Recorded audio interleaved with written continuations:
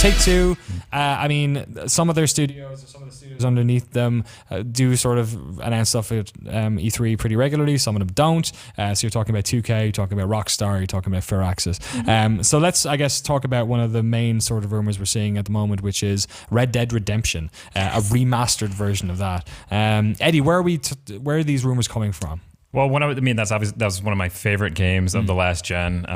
Definitely something that I'm super looking forward to. The rumors have been pretty shaky at this point, like nothing official.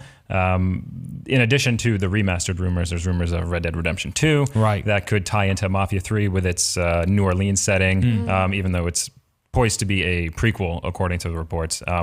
But everything is looking pretty shaky at this point. And Rockstar doesn't typically announce things at E3 in the past. They have worked with Sony like 2 years ago to announce GTA 5 for current gen. But that one seems not so solid. Right. Yeah. I mean, GTA 5, they did their own live stream thing. Like Rockstar can do that. Time for a new Red Dead, Jess? God, it just seems so logical, doesn't it? I mean, it's still sitting at like number 3 backwards compatible, like most requested. Right. Yeah. And like, yeah, that'd be great. I think that'd be awesome if they're not remastering it. But as a PC gamer, I actually missed Red Dead. Right. And I would love to see it come to PC. I actually was researching this earlier today. There is just a subreddit dedicated to please bring Red Dead to PC. It's interesting. I totally forgot about that. Whenever I'm looking for like graphics for like thumbnails or whatever, and I type Red Dead Redemption in, one of the first things that comes up is PC. And it's literally just form threads. Yeah. So that's the main thing. Like, I would love a remastered version because I just love to see it come to PC. Yeah. I mean, I think, a sequel would be better, and that's what everyone's really excited for. And then I think if we got a sequel, it'd be strange if they not package it with a remaster. Yeah, I mean, that seems to be the sort of thing at the moment. I think the other element there too is we were on a Take-Two earnings call a couple weeks ago, and they've said they have not modeled in any Rockstar properties for their current fiscal year. So I mean, that doesn't mean it won't get announced. There might get but it won't be out until April 2017 at the very earliest. Okay, if it does happen. That's not too far away though. No. It could still happen. I don't know. We've waited 6 years. What's one more? You talked about it briefly, being made actually just north of here in the Bay Area, Mafia 3. Very interesting game. Sort of interesting subject matter, interesting protagonist. I mean, very much a big shift from what the Mafia games are about, predominantly about the Mafia, or like taking control of the Mafia. New Orleans as well, wonderful sort of iconic city to put it on. What do you think we're going to see of this? I mean, I feel like they've shown off quite a lot, but there's not that much hype around Mafia 3 at the moment. Yeah, this one seems to be kind of flying under the radar, and maybe that's because it hasn't really, people obviously haven't gotten hands-on yet. People don't really know. They don't have a great grasp for it yet, which I think is why E3 could be a really big show for it if they really emphasize it more. And like the setting, 1968 in New Orleans with the protagonist, you have the mixed race character, and then the soundtrack for me is what I'm really looking forward to, because I love classic rock, and it's got Paint It Black, House of the Rising Sun, just like a number of great songs on there. One of the great things about video games, especially I guess open world games, is their ability to transport you to a new place. I remember being in England and Ireland and loving GTA because it was like, oh man, I'm in California, right? You must feel the same way, Jess, right? The Division felt like that for me. Right. I was like, because I'd just been to New York for the first and only time last year, and I was like, God, this is just okay, like a little post-apocalyptic, but still very much New York. I think like the setting for Mafia 3 does sound absolutely fascinating. I am wondering if it's going to have kind of the same sort of issue that you guys were talking about with Battlefield 1, where they appear to be dealing with very heavy subject matter. Yeah. Like they want to talk about like one of the most racially tense times in like America's like recent history. And it's like, I wonder how that's going to jive with Mafia gameplay. yeah, for sure. I mean, it's the type of thing you need to sort of do properly or don't do at all, right? That they're thinking about it though. Yeah. Like I like it when games take the leap to try and like take on a controversial theme as opposed to, dealing with things that are more palatable. Yeah. So, perhaps Watch Dogs 2 doing the same thing as well. We were talking about it earlier, so it'd be very interesting. With the creative director too on Mafia 3, Hayden Blackman, comes from the Star Wars legacy. He had an interview, or Peter has a great interview on GameSpot.com where they talk about that, the whole that time period, and they're not just going there for the sake of going there. They're trying to say something, and they're trying to say it smartly too. Yeah. Let's talk about Firaxis Civilizations 3. Sorry, 6. Something like that. Yeah, it's one of those. It's one of those. We're that's going to be. I guess we haven't seen much of that. We saw like a trailer, right? Right, and it's coming out in October too, which is very, very soon. One More Turn. People love that franchise. I was just looking up numbers. 33 million units sold throughout the whole franchise, 8 million for Civ 5. So, I mean, there's a huge install base there. People are definitely interested. It's a weird little sort of, it's like strategy games as well. There's like this tiny group of people, well, not tiny, there's this silent majority of people who play these games. I was looking at like Steam Spy statistics for Total Warhammer, which is like sold an absolute shitload. Yeah, you had Dave on here before. He loves that series. Right. Yeah. It sold like, I think in a week, it had 2 weeks on Battleborn and sold 6 times as many copies. So, I mean, that's probably a different story about Battleborn. But, like, that's going to be incredible. Obviously, people are very happy to see more of Civ 6, especially some actual gameplay, since all we saw was this sort of stylistic trailer you're looking at now. Let's talk about another one which may or may not be on the table for 2K and Take-Two. Ken Levine's new game. What is he working on? You're on that side of the world. Yeah, so he's out in Boston. That's right around where I am too. And he's been talking about how this game's going to have a semi-open world, which, I mean, he just talks in all these kind of vague terms. But if there's anyone you can trust, I would, to pull off a vision, he has the pedigree, he has the history. BioShock, everybody loves that, obviously. But unfortunately, we really don't know much about it. But E3, could be a place where they start to talk about it. Thrown around some odd ways of describing this game. Right. Like saying people don't really want the BioShock type, like really story heavy linear experience anymore, which I don't really agree with. Yeah. I love that kind of experience, but he said like he really wants to focus on replayability and stuff. Right. But he says that. He's like, I really want it to be replayable,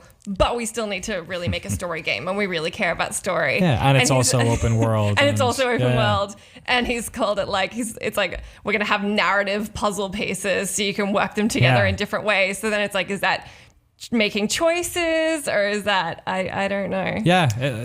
And we also don't know too much about the team he's working with. I know when Irrational split up, he said it was him and like a handful, like a small group of people that stayed on. So what is the scale here? Is he bringing on outside people to work with? I mean, there's a lot of unanswered questions. Hopefully we'll see some of them answered at E3. Let's also talk about Gearbox. I mean, Battleborn has not worked out. Like, it's sold 150,000 on PC or something less. Yeah, I mean, bad timing at Overwatch, you got to say, but also just didn't really grasp people's attention. I mean, it's the concurrent player numbers at the moment, which are like floating again, Steam Spy, but it looks like it's around like 2,000 a day, like 1,500 a day. It's pretty poor. It is, and it seems that way. I mean, we were on that same Take-Two earnings call, and the CEO was saying that it's too soon to say, because there was some comments from, I think, the creative director, Randy Varnell, who said it's off to a pretty decent start, which is kind of what Borderlands had. And Borderlands was kind of a slow burner back in the day. It didn't start off as this, giant mega hit, but over time it became that. And he said, okay, what's good we might be on that path, but it's too soon to say at this point. But the one kind of redeeming thing about it potentially is they said at a PAX East panel that its DLC is going to have hints at Borderlands 3, so people might play it for that reason. There you go. God. I mean, like a new Borderlands is pretty likely. Maybe some, that extra Battleborn DLC. We'll see. I was interviewing Randy Pitchford at, I forget where it was. I think it might have been PAX last year, and I talked to him about Brothers in Arms, and he said very much that they were going to get back into it, like, and it seemed like he wanted to do it pretty soon. That could be another, I mean, I'd love to see another one of those. Hell's Highway is a fantastic game. When they came out with, what was it, 2013 or 20, I forget what year it was when they had the Brothers in Arms, the Furious 4. Right. Quentin Tarantino kind of inspired, over the top, killing Nazis, things like that. I was kind of into that hook, but they scuttled that, and they said we're gonna kind of reboot that, come back with something new, and they haven't really given much about that. But that's definitely one of the games that I'm looking forward to. They've always been a team that worked on a couple of games, so I'm sure they've got a couple down their sleeves. Any fans of Evolve at the table? We went in to play Evolve before it came out. Me, Dan Hines, who used to work here, Zareen, and Ed. And we had the best time. Right. It was us and like my good friend from CNET against like other games journos. And it was so much fun, like being able to like fill certain roles and stuff. And like it relies so heavily on you working together and just like being a good team. Communication. You can't just be a good player, you have to be a good team. And I think there were really promising elements there that just didn't end up working together. And it also just, it always felt like the same match in the same game. Which was probably, you know, something that Overwatch isn't running into because there's just so many different shoes you can fill and different ways you can approach it. And it's a completely different game depending on the heroes. I still think Evolve 2 is going to happen. I would be surprised if they don't. It's weird. Like, I wonder how did it sell? Like, Chris Waters feels the same way as you. And I remember Mary and a couple of other folks in the office here really enjoy playing together. It just, unlike Left 4 Dead 2, in which you could play with random people and have a fun time, it was so irritating and the games were so long. It sold multiple millions of copies. It did? It did. Yeah. Really? It did. And the potentially more unbelievable thing is Strauss Zelnick, the CEO of Take-Two, had called it a permanent franchise along with Red Dead and GTA. So it's something that they're committed to. And they've also said, well, he suggested that the first game might have been too multiplayer centric and he wanted to put in a little more single player in the next one, just a little more exposition for the story and where you are and things like that. It's a sweet concept. I mean, like being like with a little crew and taking on a huge, like, you know, piss off monster. A picture like, of Strauss Zelnick. Holy crap. Nice. Oh boy. I mean, it's just a shame. It's one of those things that was just a really cool idea, and it's a real pity. You know what? Turtle Rock probably deserve a second bite at that cherry anyway, so we wouldn't take it away from them. And then last thing I guess to talk about with Take-Two is question mark, new Rockstar IP. It could happen. It could happen. I mean, if you don't count, I was just going to say Agent. So they renewed that trademark fairly recently, but that doesn't necessarily mean anything. Yeah. They're just, holding their rights over it.